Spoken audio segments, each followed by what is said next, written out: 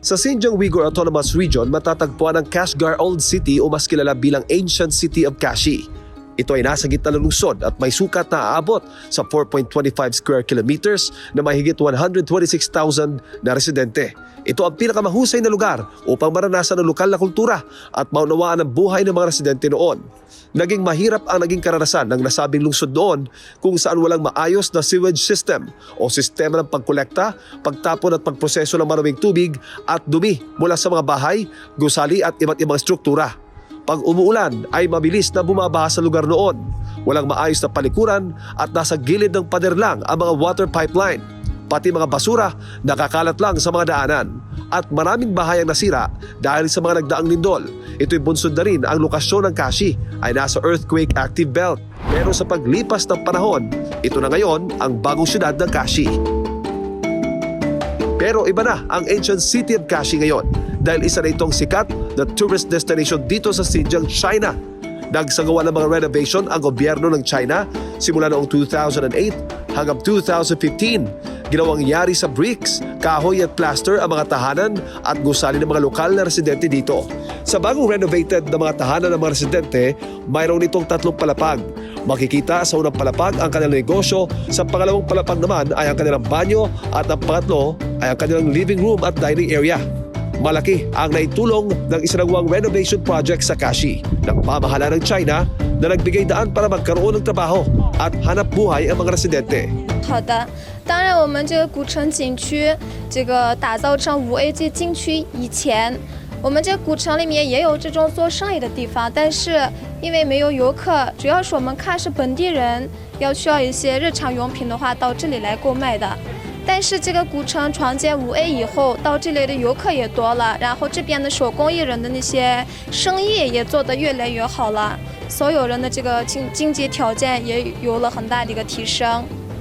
After these renovations being which made integrate the residential areas with these tourist attractions, more and more tourists coming to the old cities to experience the cultures, to learn about Kashi, and the lives of the local residents become better and better.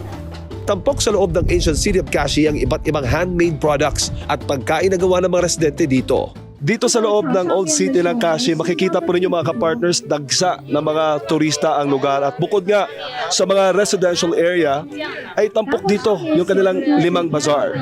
Ang una ay ang kanilang Flower Pot Bazaar, kung saan makikita ang iba't ibang hugis, laki at disenyo ng mga sisidlan ng mga bulaklak.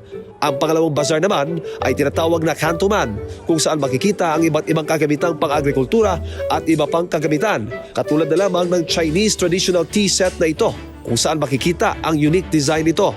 Ang pangatlong bazaar na tinatawag na Woodcraft Bazaar ay tampok ang mga traditional Chinese musical instruments gaya ng dutar at drum. Samantala, herbal tea naman ang makikita sa ika-4 na bazaar. Sa China, bahagi ng kultura nito ang pag-inom ng tsaa at naniniwala sila na maaaring makatutulong ito para magpagaling sa iba't ibang uri ng sakit tulad ng sakit sa ngipin, sa puso, sa dugo, sa tiyan at maraming iba pa. At ang huling bazaar na tampok sa loob ng ancient city of Kashi ay ang kanilang flower hat. Ito ay karaniwang sinusuot ng mga kababaihan tuwing may okasyon tulad ng kasal at festivals.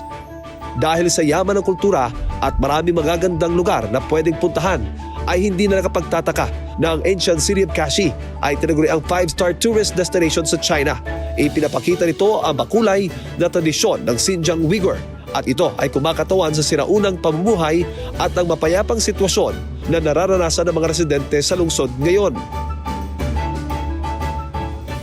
Samantala, isa din sa kilalang atraksyon at dapat puntahan sa lugar ay ang Idka Mosque. Ilang kilometro lang ang layo mula sa ancient city of Kashi. Isa ito sa pinakamatandang mosque sa China na itinayo noong 1442. May land area itong aabot sa 1.68 hectares na may kapasidad na mag-accommodate ng 5,000 katao na mag-alay ng dasal. Bagamat bukas ito sa mga turista, isinasara ito sa panahon ng pagdarasal ng mga Muslim. Nasa 20 yuan o katumbas sa higit 150 piso ang entrance fee, habang libre naman ang mga turistang nasa 65 years old pataas ang edad na pumasok sa lugar. Para sa Diyos at sa Pilipinas kumahal, ito si Jade Calabroso, SMNA News, Xinjiang, China.